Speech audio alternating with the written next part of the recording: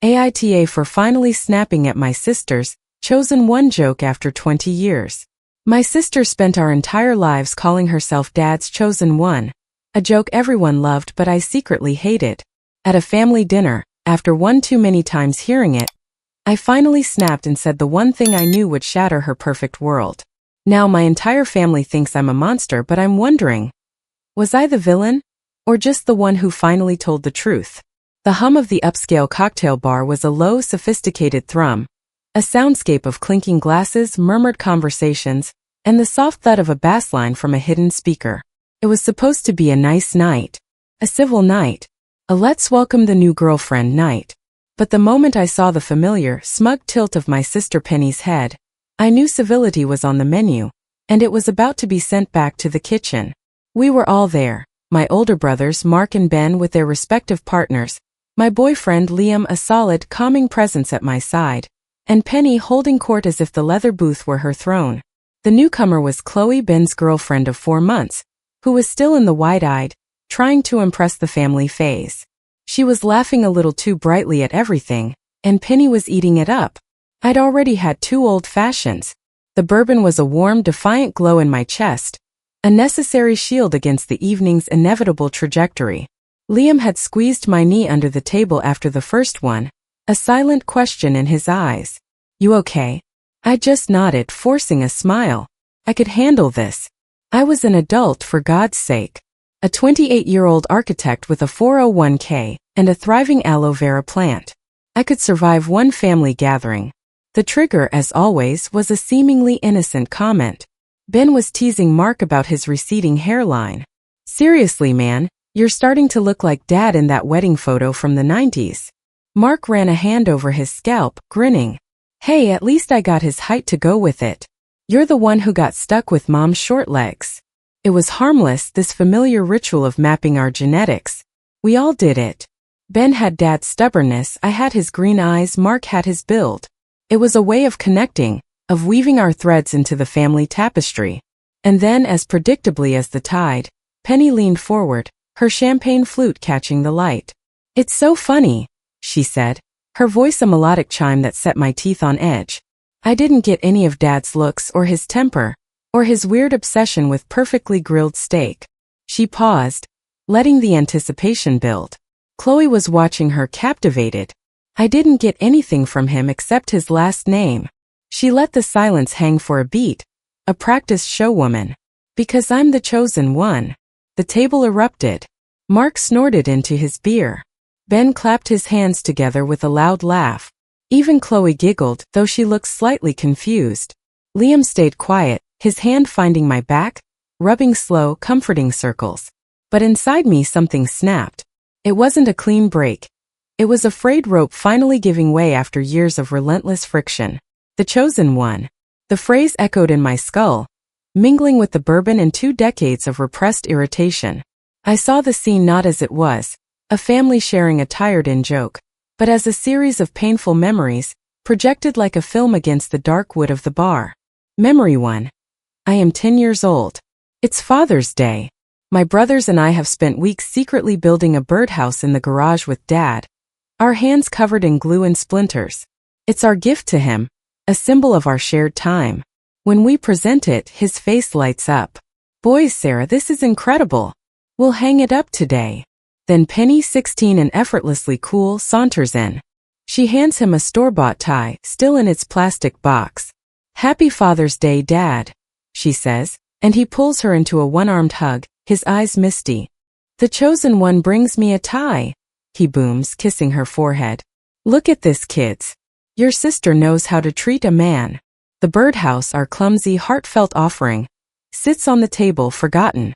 The chosen one had spoken. Memory 2. I am 15. I have just aced my history final, a subject I'd struggled with all year. I burst through the front door, waving the paper with its glorious red A. "Dad, look, I did it." Dad is on the couch helping Penny, 21 and home from college, fill out a graduate school application. He glances up, smiles absently. "That's great, honey. Really proud of you. Penny, are you sure you want to put that as your minor? It might limit your options." I stand in the doorway, the A+ feeling suddenly cheap and flimsy. Penny looks over at me, gives a sympathetic little smile. Good job, Sarah. Then she turns back to Dad. You're probably right. You always know best. Good thing you chose me, huh? They both laugh. I retreat to my room, the victory soured. Memory 3. I am 22 at my college graduation party. Everyone is there. A family friend is complimenting my dad on raising such accomplished children. And Penny, the friend says, to think you took her in as your own. It's really wonderful. My dad beams his arm around Penny. I didn't just take her in. I chose her. She's my daughter through and through. It's a beautiful sentiment. Really is. But then Penny, tipsy on champagne, adds, hear that, guys? I was selected. You all were just standard issue. The crowd laughs. My brothers laugh. I force a smile, but the words feel like shrapnel. Standard issue. Were we? Was the blood we shared, the DNA that gave me his eyes and Mark his hairline, just a mundane accident? Was her chosen status somehow superior to our inherent one? The memories flashed by in an instant. A silent, painful montage fueling the fire the alcohol had started. The laughter around the table was dying down, but Penny was still basking in the glow, her eyes twinkling with triumphant amusement. Chloe, eager to participate, said, The chosen one? I don't get it. And Penny launched into her origin story. The one we'd all heard 1,000 times. Well, she began, leaning towards Chloe as if sharing a state secret. Before all these guys were even a twinkle in Dad's eye, my mom had me with her high school boyfriend. He took off, wasn't ready for the whole fatherhood thing. She waved a dismissive hand. Then she met my dad, the man I call Dad, when I was 3. He didn't have to be my dad. He chose to be. He adopted me, gave me his name, loved me as his own. So while these 3, she gestured vaguely at me and our brothers, were basically a package deal with the marriage, I was a conscious selection. The chosen one. She sat back, a self-satisfied smile on her face. The narrative was perfect. A story of redemption, of unconditional love, of a knight in shining armor rescuing a damsel and her toddler. And we, the biological children, were the backdrop. The subsequent, inevitable chapters. That's when I spoke. The words were out of my mouth before my brain could process them. Sharp and cold and dripping with a venom I didn't even know I was storing. Chosen by our dad, yeah? I said, my voice cutting through the post-laughter chatter like a shard of glass.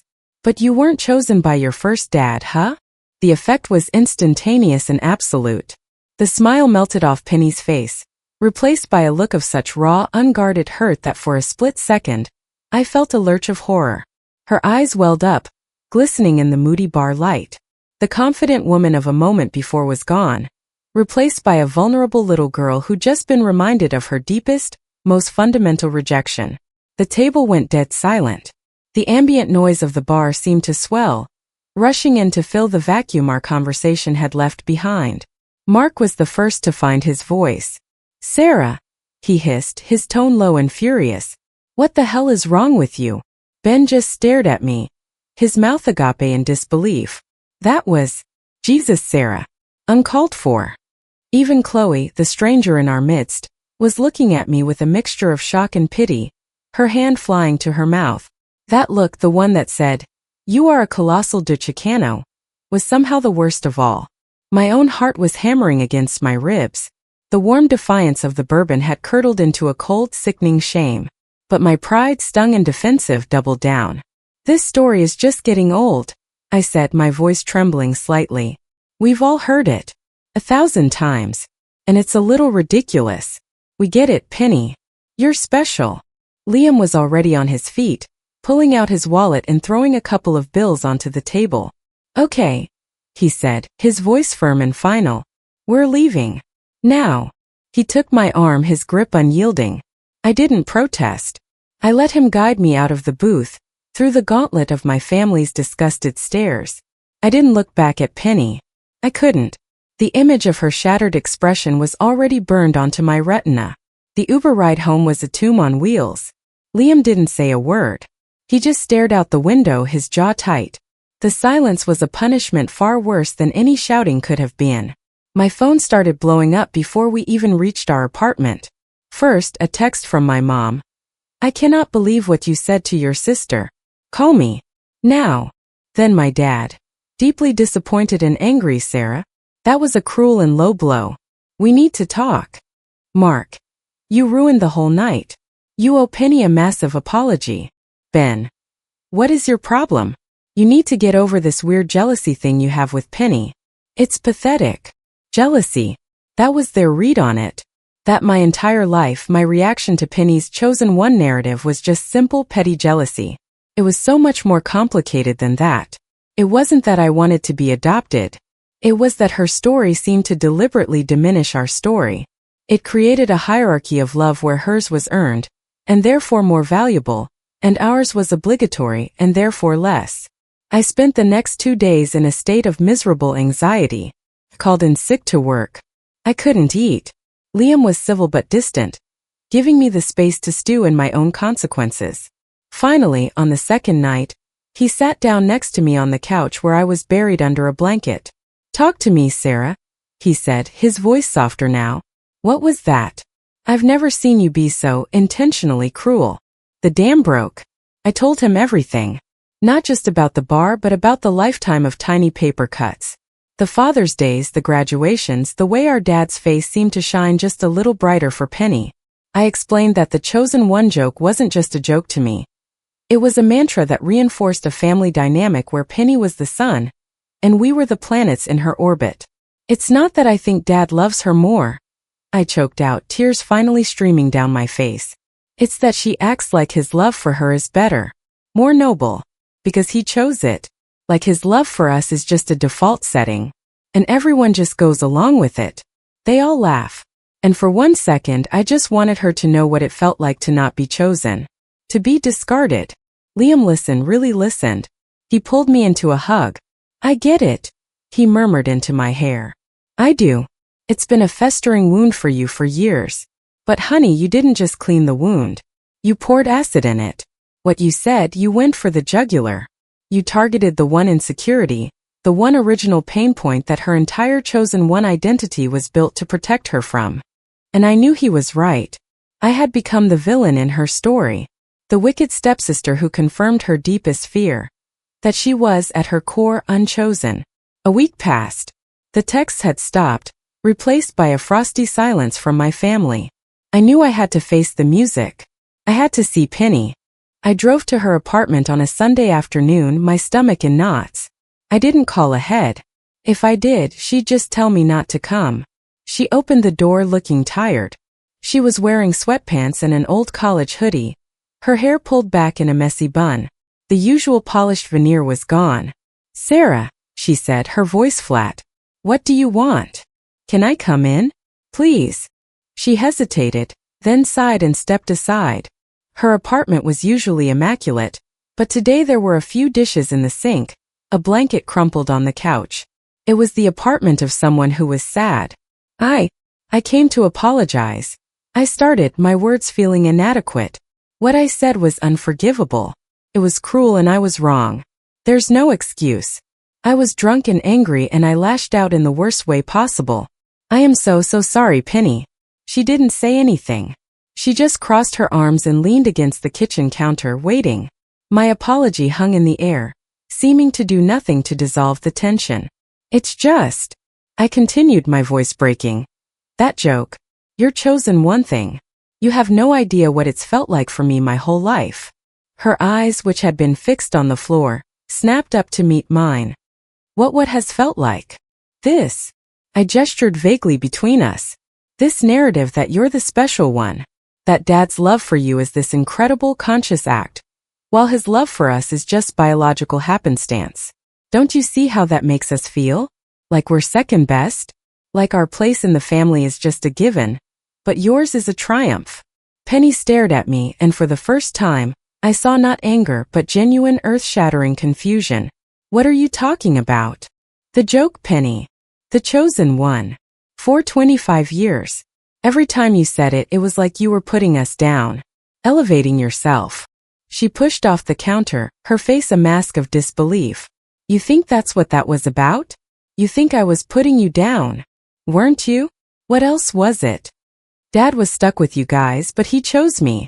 How am I supposed to hear that? Oh my God, she said, her voice a mix of a laugh and a sob. You have it completely backwards. Backwards how? She started to pace, running a hand through her messy hair. Don't you get it, Sarah? That wasn't a boast. It was a shield. It was my way of claiming a place in a family I was always terrified I didn't fully belong in. I stood frozen, my argument dying in my throat. Look at you, she continued, her voice trembling with emotion. You and Mark and Ben. You have his eyes, his smile, his stupid sense of humor. You have grandparents on his side who dote on you. You have a shared history, a biological certainty that you are his. What do I have? A signed piece of paper and a man who was kind enough to take in another man's child. Tears were streaming down her face now. Every single day of my life, especially when I was a kid, I was scared. Scared that I was just a guest. That I was loved out of duty, not desire. That I was a reminder of Mom's past. A burden he gracefully accepted. The chosen one thing, it started as a way for me to take control of that narrative. If I could say it first, if I could make it a joke, then it couldn't be used to hurt me. It was my way of screaming to the world. I know I'm different and I'm owning it. I wasn't looking down on you. I was desperately trying to be your equal. The room spun. The foundation of my reality, the one I had built my resentment on for 2 decades, crumbled into dust. All I could see was a scared little 3-year-old girl, being introduced to a kind man who would become her father. I saw a teenager, using humor as a suit of armor against the gnawing fear of not belonging. I saw a woman who had spent her life building a fortress of chosenness to protect herself from the ghost of the man who hadn't chosen her. And I, her sister, had just bombed the fortress and mocked the ruins. Oh, Penny, I whispered, my own tears falling freely. I never saw it that way. Not once. All I heard was a boast. All I felt was less. Because you never felt less, she cried. You never had to. You were born into that man's unconditional love. I had to earn it. I had to be perfect. I had to be the apple of his eye because I was so damn scared that if I slipped up, he might remember I wasn't really his. The truth of her words hit me with the force of a physical blow. All those times I saw his favoritism, was it favoritism? Or was it him, my wonderful, kind, loving dad, trying extra hard to make sure his adopted daughter never, for 1 second, doubted that she was his? We were both crying now, 2 women standing in a messy apartment, separated by a chasm of mutual misunderstanding that was a lifetime in the making. I am so sorry, I said again, but this time it was different. It wasn't an apology for a single comment in a bar. It was an apology for a lifetime of misreading her. For being blind to her pain. For being so wrapped up in my own perceived slight that I couldn't see her towering insecurity. I'm sorry too, she whispered, sinking onto the couch. I never ever meant to make you feel like you were less.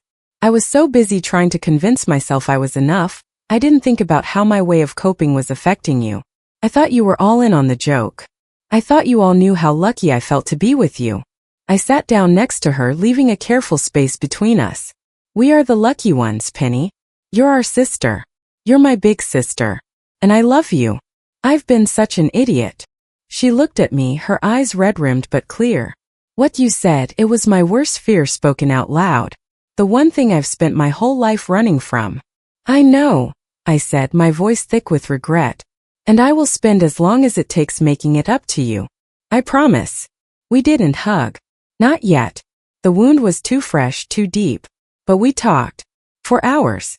We talked about our childhood, about Dad, about our fears and our insecurities. We untangled the knot of resentment and misunderstanding, thread by painful thread. It wasn't a magic fix. Things with my parents and brothers were still strained, and it would take time to rebuild that trust. But it was a start. A few weeks later, we had a family dinner at my parents' house. It was awkward at first, the air thick with unspoken words. But during dessert, as Dad was telling a story about teaching us all to ride bikes, he put his arm around Penny and said, "Remember how my chosen one here scraped her knees so many times but never gave up?" There was a beat of silence. Penny looked at me across the table, a question in her eyes. I gave her a small, genuine smile and a slight nod. She looked back at Dad, her smile a little wobbly. "Yeah, Dad. Because you were always there to pick me back up." Then she reached across the table and squeezed my hand. All of you were. The hierarchy was gone. The chosen one and the standard issue were no more. We were just a family, flawed and messy, bound not just by blood or by choice, but by a hard one, and therefore more precious understanding. So AITA? For that one moment in the bar with that one vicious sentence, yes, I was. But sometimes being the asshole is the catalyst for a painful, necessary truth that eventually leads to a deeper, stronger bond. And for that, I'm finally truly grateful. The story ends here, but our journey doesn't have to. If you want to join me for the next tale, please subscribe and ring that bell. Your support means everything. Thanks for watching.